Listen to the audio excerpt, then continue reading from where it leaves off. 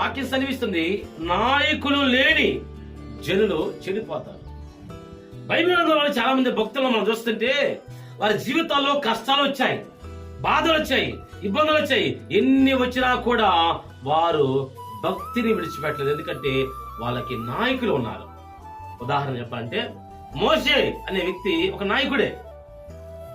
ఇశ్రాయేలీయులందరి కొరకు దేవుడు మోషేని నాయకుడిగా నియమించాడు.